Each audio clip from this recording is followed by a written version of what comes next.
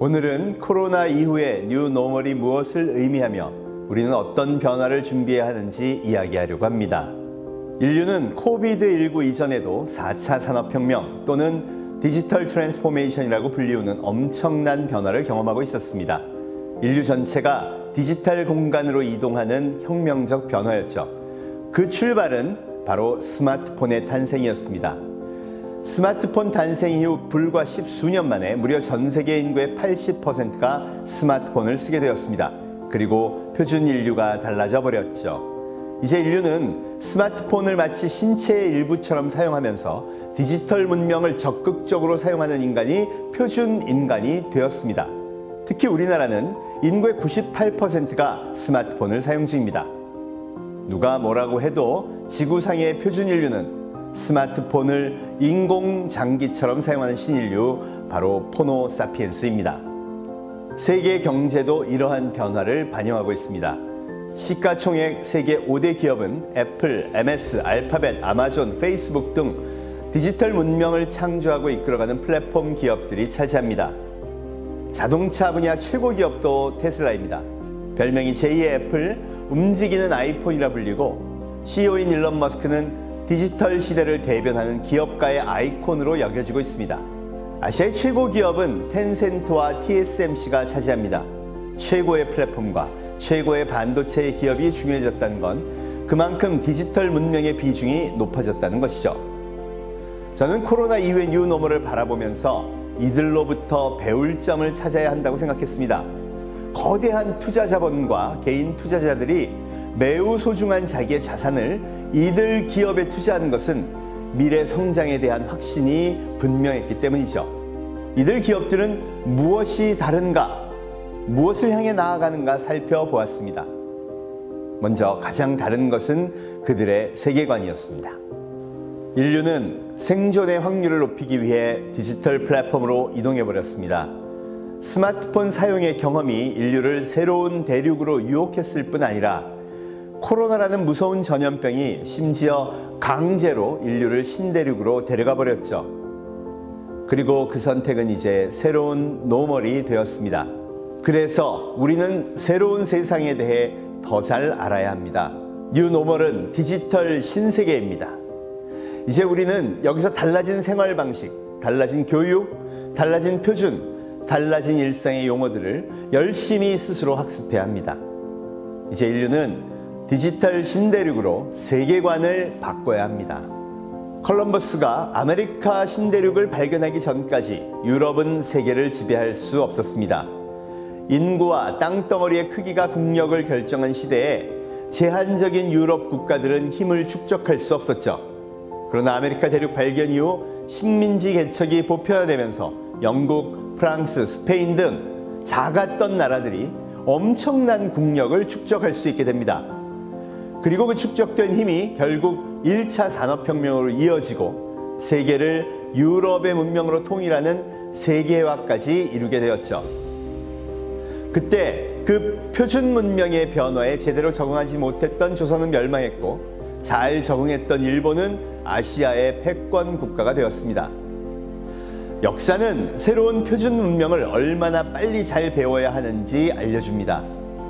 인류는 스마트폰의 창을 통해 디지털 신대륙을 발견했고 전 인류가 그 신대륙으로 이동하면서 이제 새로운 식민지 전쟁이 한창입니다. 세계 5대 기업은 디지털 문명의 창조자들입니다. 그들이 세운 앱스토어, 유튜브, 아마존, 페이스북 등의 서비스는 이 땅 위에 만들어진 비즈니스 모델이 아닙니다. 누구도 유튜브 본사 스튜디오나 세계 최고 쇼핑몰 아마존을 오프라인으로 방문할 수 없습니다. 존재하지 않기 때문이죠. 애초에 이들은 폰을 열면 나타나는 신대륙에 새로운 비즈니스를 만들고 세상의 생태계를 통째로 바꾸는 혁명의 출발점이 되었습니다. 이제 전 인류는 이 신대륙에서 식민지 전쟁 중입니다.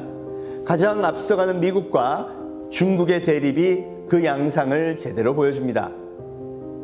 디지털 신대륙은 모든 지식을 거의 무상으로 공유합니다. 그래서 우리나라의 카카오나 네이버가 크게 성공할 수 있었고, 중국도 알리바바, 텐센트 같은 거대 플랫폼 기업들이 해외 유학파가 아닌 토종 비즈니스맨들에 의해 성장할 수 있었습니다. 이러한 영웅들이 탄생하자 슬기로운 사피엔스들은 바로 학습을 시작합니다. 새로운 대륙은 지식을 공짜로 공유합니다. 인터넷에서 공유된 지식을 흡수하고 스스로 배우고 인맥을 형성하고 어느 때보다 빠르게 지적인 수준을 높여갑니다. 요즘은 초등학생들이 인공지능 프로그래밍을 하는데요. 커뮤니티에서 오픈소스를 받아 쉽게 따라하기를 하더니 바로 응용을 하며 생각의 범위를 확장합니다. 이것이 인터넷 교육의 매력이죠. 알파고를 만든 허사비스는 구글의 회사를 5천억 원에 팔았지만 구글은 이 코드마저 공개해버리죠. 이것이 디지털 문명의 특징입니다. 비탈릭 부테린이라는 청년은 이더리움을 창시합니다. 15살에 암호화폐 논문을 처음 썼고요. 대학 입학한 해 19살에 이더리움을 출시하죠. 스스로 배우고 커뮤니티에서 지식을 교환하며 발전시키더니 새로운 디지털 금융을 창조하고 이 시대의 영웅이 된 케이스입니다.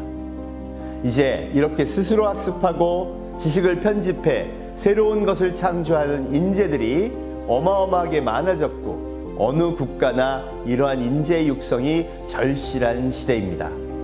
이미 2005년 유튜브, 2008년 에어비앤비, 2010년 우버 등이 등장하면서 인류 문명의 표준을 모두 바꿔버렸고요. 특히 코로나 이후에는 이 변화가 더욱 강렬하게 가속되는 중입니다. 디지털 식민지는 이제 세상 구석구석까지 우리의 일상까지 영향을 미치고 있습니다. 동시에 M세대와 G세대가 주목을 받습니다. 밀레니얼 세대는 1980년대 이후 태생으로 어린 시절 인터넷을 경험한 첫 세대입니다. 이들은 어려서부터 인터넷을 즐기고 놀았기 때문에 세계관이 다릅니다. 인터넷 게임을 통해 누구나 만날 수 있고 그 판에서는 세계가 하나로 움직일 수 있다는 것을 깨닫고 있었죠. 그래서 디지털 문명을 만들고 이끌어가는데 주도 세력이 됩니다. 그 다음을 이어가는 G세대는 보다 더 디지털 네이티브에 가깝습니다. 바로 어려서부터 스마트폰을 쓴 첫 세대죠. 1995년 이후 태생들입니다. 그래서 이들이 만드는 세계관은 더욱더 디지털에 가깝게 그리고 더 깊이 있게 들어가게 되는데 그것이 바로 요즘 각광받고 있는 메타버스입니다. 메타버스는 10대와 20대의 놀이터라고 불리우죠. 그런데 이 새로운 대륙이 요즘 최고의 주목을 받는 새로운 대륙이라고 할 수 있습니다. 그래서 요즘은 정치권부터 기업들까지 이 MZ세대에 각별하게 신경을 쓰고 있습니다. 결국 미래의 패권이 정치이든 경제이든 바로 이 MZ세대를 잡느냐 못 잡느냐에 의해서 결정되기 때문이죠.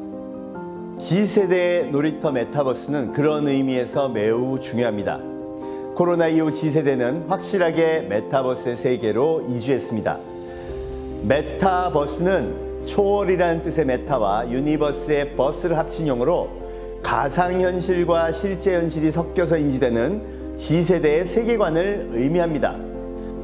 이들은 가상현실에서 활동하는 아바타가 존재하는 게 너무나 당연하고 그 부가적 인격체를 매우 중요한 자아로 인지하며 살아갑니다. 대부분 그런 변화를 게임을 통해 경험하게 되고 이제는 그런 게임 기반의 생활을 당연시 여기기 시작합니다. 마인크래프트, 포트나이트, 로블록스, 제페토 같은 플랫폼들이 바로 폰을 든 이들의 놀이터입니다. 이들은 메타버스 형식의 오픈월드에서 스스로 생활하는 샌드박스를 꾸밉니다. 그리고 그 개별적으로 꾸며진 세상을 통해 사람들과 교감하고 함께 대화합니다.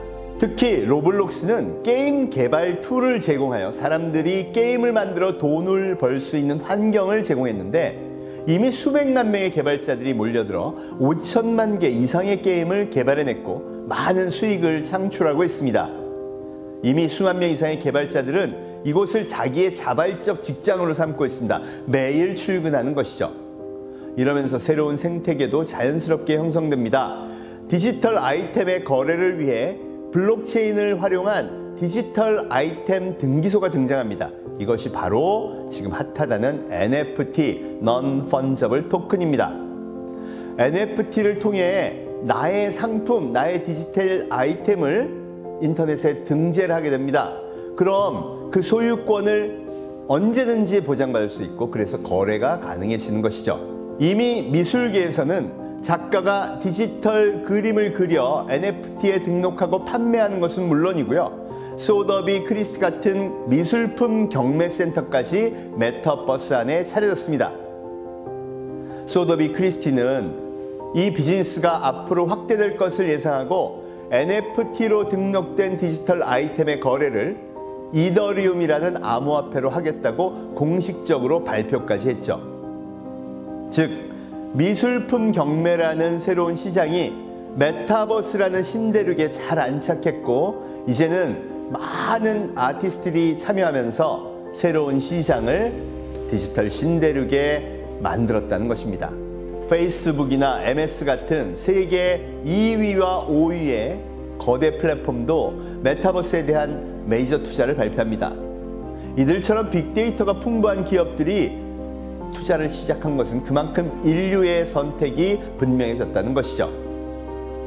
한국의 엔터 기업들과 게임 기업들도 앞다퉈 메타버스와 NFT에 대한 투자를 늘리고 있습니다. 하이브의 경우 무려 5천억 원을 NFT에 투자한다고 발표했는데요. BTS의 팬들에게 다양한 디지털 아이템들을 직접 판매할 수 있는 시대가 온다면 이들의 비즈니스 모델은 정말 많이 달라질 것 같습니다.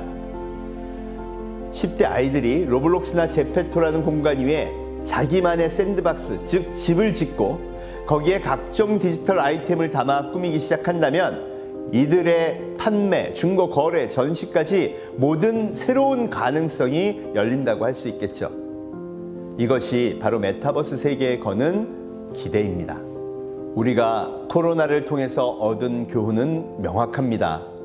디지털로 전환하지 못한다면 더욱 어려워진다는 것이죠. 세계가 당면한 문제도 디지털에 익숙한 자와 그러지 못한 자의 부의 양극화입니다. 세계 사회 전체가 풀어나가야 할 숙제인 동시에 인류의 숙명이 되어버린 것이죠. 이제 손잡고 모두 디지털로 옮겨가야 합니다. 식당을 하나 낸다고 생각해보죠. 오프라인에 설치하면 엄청난 자본이 필요하죠. 시설도 만들어야 되고 주방도 갖춰야 됩니다. 그런데 그 자본은 높지 않은 확률의 서바이벌 게임이 됩니다.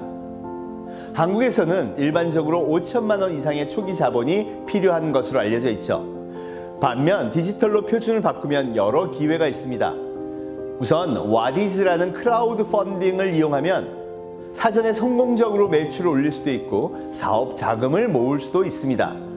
또 거기서 모인 자금으로 포장마늘 전담으로 배달 판매하는 음식점을 기획하면 5천만 원의 10분의 1의 자금으로도 요식업에 도전해 볼 수 있는 것이죠.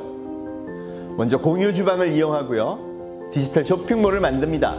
배달 네트워크를 적극 활용하고 SNS 마케팅도 배워서 열심히 도전해 봅니다. 이렇게 해서 서바이벌 게임을 하더라도 성공의 확률은 여전히 비슷합니다. 우리나라에서는 100개 중 8개의 식당만이 5년 후 살아남는다고 합니다. 우리는 더 생존 확률이 높은 문명, 도전을 하더라도 큰 상처를 남기지 않는 문명으로 표준을 이동해야 합니다. 코로나 이후 인류는 바뀌었습니다. 이제 우리는 포노 사피엔스, 뉴 휴먼입니다. 달라진 인류가 새로운 표준을 만들었고 이제 새로운 생태계가 형성 중입니다. 인류가 발견한 디지털 신대륙은 식민 전쟁이 한창입니다. 함께 모두 그리 가야 합니다. 새로운 문명의 표준으로 함께 나아갑시다.